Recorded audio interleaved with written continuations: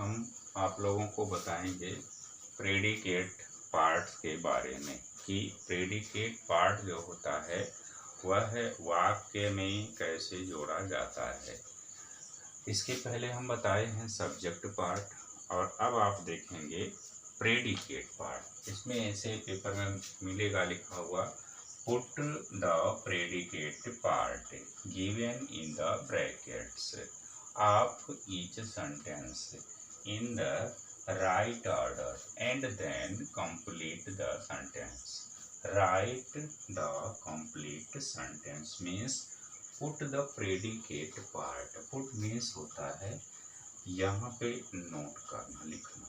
predicate part क्योंकि यहाँ पे सब्जेक्ट पार्ट दिया हुआ है और ब्रैकेट में प्रेडिकेट पार्ट है तो इसको यहाँ पे लिखना है। put the predicate parts टुकड़ा अंश given in the bracket. Given माने होता है दिया हुआ, इन द ब्रैकेट ब्रैकेट माने ये है कोष्ठक में जो दिया हुआ। ऑफ ईच सेंटेंस प्रत्येक वाक्य की, इन द राइट ऑर्डर सही से क्रमबद्ध रूप से, and then complete the sentence और उसके बाद इस वाक्य को पूरा करना। नेक्स्ट लिखे हैं right the complete sentence means होता है कि सब्जेक्ट पार्ट दिया हुआ है और प्रेडिकेट पार्ट को लिख करके और इस वाक्य को पूरा करना है। तो क्या करेंगे हम, यहाँ पे लिखा हुआ है हीज मदर। अब इसमें से हमको सेलेक्ट करना है कौन सा वर्ड चूज करें। ये है यहाँ पे लिखा हुआ है नॉट और है डज और पीट और हिम। तो सब्जेक्टिव पार्ट में तो बताया गया था, अब प्रेडिकेट पार्ट में क्या करना है। सबसे पहले हमको उसमें वर्ब का चुनाव करना है, लेकिन यह है नेगेटिव सेंटेंस इसलिए हम यहाँ पे लिखेंगे हीज मदर डज। ये सिंगुलर सब्जेक्ट है इसलिए डज यहाँ पे है, इसे टिक करते चलेंगे और उसके बाद not, his mother does not. अब मेन वर्ब लाएंगे तो यहाँ हो गया beat, his mother does not beat. ये भी यूज हो गया, ये भी यूज हो गया, तो बचाइए यहाँ पे हम लिख देंगे। तो अब ये पूरा वाक्य बन गया प्रेजेंट का इंडेफिनिट टेंस और वो भी प्रेजेंट के इंडेफिनिट टेंस में नेगेटिव सेंटेंस। तो his mother does not beat him, उनकी माँ उन्हें नहीं पीटती है। तो प्रेजेंट का इंडेफिनिट हो गया। अब नेक्स्ट सेंटेंस है द सर्वेंट, नौकर क्या करता है। यहाँ पे वर्ब लिखा हुआ है, वर्ड है फूड भोजन, फार के लिए और कुक्स पकाता है और असमिस होता है हम लोगों के लिए। इसमें नॉट नहीं है तो इसलिए निगेटिव सेंटेंस नहीं है, कुक्स है इसलिए ये अफर्मेटिव सेंटेंस है और अफर्मेटिव है वहाँ पे सर्वेंट लिखा हुआ है वो सिंगुलर सब्जेक्ट है। तो क्या करेंगे हम इसमें द सर्वेंट, उसके बाद वर्ब, ये सब्जेक्ट हो गया तो फिर वर्ब। तो द सर्वेंट कुक्स हो गया, कुक्स क्या पकाता है, फूड, कुक्स फूड, इसके लिए फार और फिर हो गया अस मीन्स हो गया हम लोगों के लिए। तो इसमें फर्स्ट ऑफ ऑल ये आ गया, फिर ये आ गया, ये आ गया, सब हर एक वर्ड यूज हो गया। तो the servant कुक्स food for us, नौकर हम लोगों के लिए भोजन पकाता है। नेक्स्ट है नेहरू, ये सब्जेक्ट है तो नेहरू वाज, वाज मीन्स होता है थे और फेमस मीन्स होता है प्रसिद्ध, लीडर मीन्स होता है नेता, ए मीन्स होता है एक। तो नेहरू कैसे नेता थे, नेहरू वाज हेल्पिंग वर्ब है। तो Nehru was a famous, FAMOUS famous leader. Nehru was a famous leader, इसमें देखेंगे फॉरवर्ड है, फॉरवर्ड वहाँ पे यूज हो गया और यहाँ पे भी फॉरवर्ड है यूज हो गया। उसके बाद है द गंगा, द गंगा, तो गंगा जी एक नदी है, उनकी स्पेशलिटी क्या है, the Ganga, Ganga, a river एक नदी, बिग बड़ी, वेरी बहुत, इज है, यानी कि प्रेजेंट टेंस का हो गया। तो द गंगा, अब सब्जेक्ट हो गया तो यहाँ पे लिखेंगे द गंगा इज है। और कैसी नदी है? ए वेरी,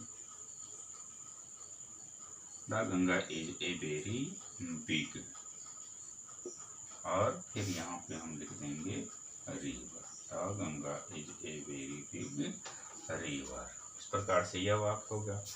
अगला वाक्य है दिल्ली, दिल्ली मतलब हो गया दिल्ली, इज है फेमस प्रसिद्ध, एक वेरी बहुत, और सिटी मीन्स होता है शहर, तो ये भी उसी वाक्य की तरह है। तो Delhi is a very famous, Delhi is a very famous city. तो दिल्ली एक बहुत ही प्रसिद्ध शहर है। तो इसमें ऐसे देख लेंगे 1 2 3 4 5, यहाँ पे 1 2 3 4 5, यानी एवरी वर्ड्स जो हैं वो यूज हो गए। फिर यहाँ पे भी है द गंगा है, ब्रैकेट में है 1 2 3 4 5, यहाँ पे है 1 2 3 4 5, यानी कि जितने भी यहाँ पे ब्रैकेट में वर्ड्स दिए हुए हैं वो सभी वर्ड प्रयोग कर लिए गए हैं, और यह सारा वाक्य कंप्लीट हो गया। तो देखेंगे इसमें कि जितने भी वर्ड ब्रैकेट में लिखे हुए थे वाक्य में प्रयोग करने के लिए, तो वो सभी शब्द इस वाक्य में प्रयोग कर लिए गए हैं। तो इस प्रकार से हम इसके पहले वीडियो में बताए थे सब्जेक्ट के जो पार्ट हैं, कि सब्जेक्ट के जो पार्ट होते हैं उसको कैसे यूज करते हैं। अब ये हो गया दूसरा, प्रेडिकेट का जो पार्ट है, वो प्रेडिकेट के जितने भी पार्ट हैं वो यूज हो गए। अब हम नेक्स्ट एक्सरसाइज में ये बताएंगे कि जो यूपी बोर्ड का पेपर होता है उसमें किस प्रकार से वाक्य को देते हैं और उसको कैसे सॉल्व किया जाता है, और इसको देखेंगे। और इसके पहले वाला भी वीडियो देखेंगे, फिर अभी हम इसको बता रहे हैं और उसको भी देखेंगे, फिर हम बताते हैं। तो देखेंगे यह जो अभी हमने आप लोगों के सामने सेंटेंस लिखा है, यह यूपी बोर्ड का ग्रामर के सेक्शन से पहला क्वेश्चन है। ग्रामर सेक्शन में, व्याकरण में जो सेक्शन बी होता है उसी में यह पहला वाक्य है। ऐसे ही वाक्य दिए रहते हैं जिसको हमको करेक्ट करना होता है, करेक्ट करके उसको लिखना होता है।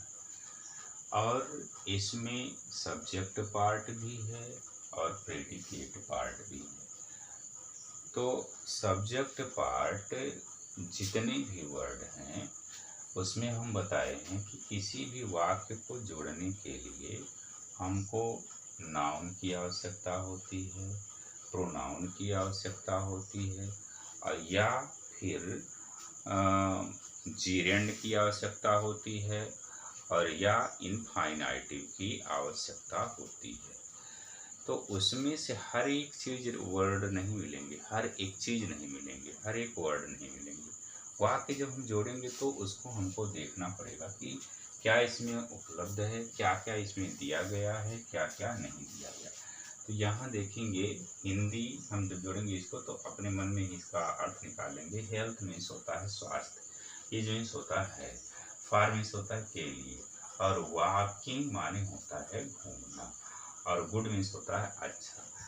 तो अब ये आप समझिए, हम बताए हैं कि वाक्य में अगर वाक्य में वर्ब का फर्स्ट फॉर्म हो और प्लस उसी में ING जुड़ा हो, तो जिस भी वाक्य में ING होगा और उसमें निश्चित है तो वर्ब का फॉर्म होगा, वर्ब का फर्स्ट फॉर्म, और उसी से वाक्य हमारा अगर शुरुआत होता है तो वो हो जाता है आपका जीरेंड। इससे बनता है जीरेंड। और हिंदी में जब हम इसका अर्थ निकालते हैं तो वहाँ पे हमको मिलता है, अर्थ निकालने पे ना, नी और ने।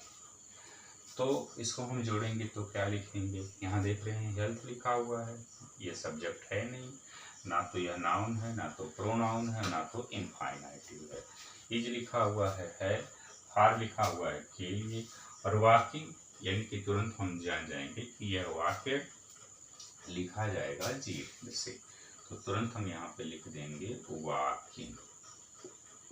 अब यहाँ तुरंत हम लिखेंगे हेल्पिंग वर्ब, वाकिंग इज क्या, गुड। गुड मीन्स क्या होता है, अच्छा। किसके लिए, फार, फार मीन्स होता है के लिए, और किसके, हेल्थ, HEAL और TH, पूरा का पूरा वर्ड यूज हो गया। Walking is good for health. तो टहलना, यहीं पे हम बताए हैं कि वर्ब का फर्स्ट फॉर्म हो और प्लस ING हो, और तो उसमें हिंदी का अर्थ निकालने पे आता क्या है, ना, नी, ने। तो यहाँ पे आ गया टहलना। टहलना स्वास्थ्य के लिए अच्छा है। तो ये किस वाक्य किससे जुड़ा, यह जीरेंड से जुड़ गया। फिर है दूसरा वाक्य, रीड्स ए ही डेली मैगजीन। रीड्स ए ही डेली मैगजीन। रीड्स मीन्स हो गया पढ़ता है। अब पढ़ता है, तो जब पढ़ता है तो यह बताता है कि यस कहाँ पे बढ़ता है, प्रेजेंट के इंडेफिनिट में और अफर्मेटिव सेंटेंस में, तथा वो सिंगुलर सब्जेक्ट होगा। तो इसका मतलब ये प्रेजेंट का इंडेफिनिट सेंटेंस है और वाक्य अफर्मेटिव है। तो हम कैसे लिखेंगे, हम सबसे पहले खोजेंगे उसमें क्या, नाउन। तो नाउन इसमें नेम है नहीं, तो फिर क्या खोजेंगे, प्रोनाउन। तो यहाँ पे हमको क्या मिल गया, प्रोनाउन मिल गया। अब जब हमको प्रोनाउन मिल गया तो हम पहले इसको लिख देते हैं। यहाँ पे लिख दिए क्या, ही। अब इसका नियम क्या है, फर्स्ट आपका सब्जेक्ट देन वर्ब, तो ही लिख दिए। अब फिर यहाँ लिखेंगे ही रीड्स, यहाँ पे है ही, तो ही रीड्स। फिर डेली है, मैगजीन है, ये है, तो ही रीड्स डेली, या ऐसे नहीं लिखते हैं, उसको लास्ट में कर देते हैं।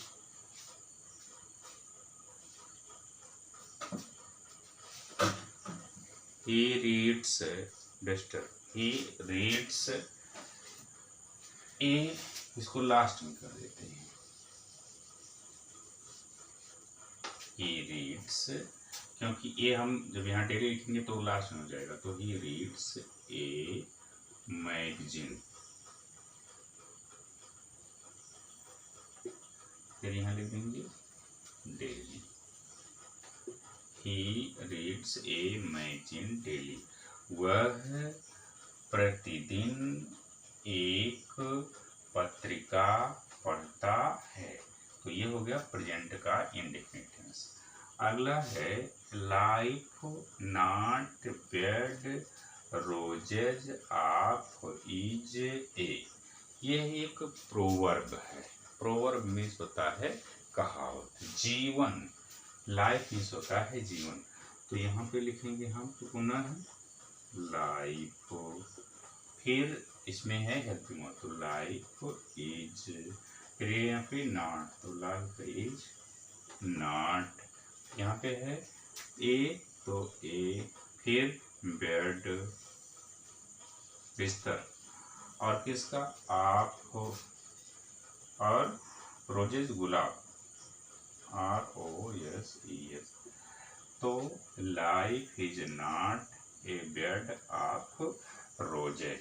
जीवन जो है वह गुलाबों का बिस्तर नहीं है, यानी कि जीवन में खुशियाँ नहीं है। अगला है फिर नेवर शैल यू फॉरगिव आई। तो नेवर कभी नहीं, शैल ये फ्यूचर टेंस का है, यू तुम्हें, फॉरगिव माफ करना, आई मैं, तो फ्यूचर टेंस का है या फ्यूचर टेंस में अफर्मेटिव, फ्यूचर टेंस का है ये निगेटिव। तो हम क्या करेंगे, इसको जब जोड़ेंगे तो ये हो जाएगा आई, इधर इसको लाएंगे आई, फिर लिख देंगे यहाँ पे सेल। यू को नहीं लाएंगे क्योंकि इसमें जब यू लिखेंगे तो विल आएगा और यहाँ पे सेल है, इसलिए आई सेल नेवर, और उसके बाद और give you, I shall never forgive you, मैं आपको कभी भी माफ नहीं करूँगा। तो इसी तरीके से यूपी बोर्ड में पेपर सॉल्व करने के लिए आते हैं।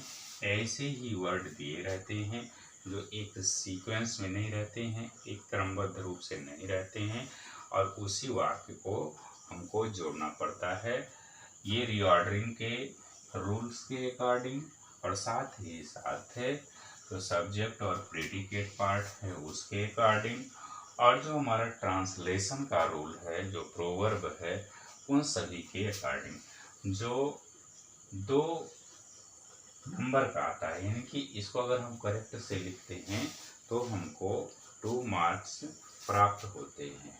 तो ऐसे में इस प्रकार से अब क्या होता है कि आज रीऑर्डरिंग का पार्ट समाप्त हो जाता है, जिसमें हमने आपको सब्जेक्ट का पार्ट बता दिया, प्रेडिकेट का पार्ट बता दिया, सब्जेक्टिव पार्ट का एक्सरसाइज करवा दिए, प्रेडिकेट पार्ट का एक्सरसाइज करवा दिए, और साथ ही साथ यूपी बोर्ड के अलग अलग सत्र के पेपर को भी हमने सॉल्व करवा दिया।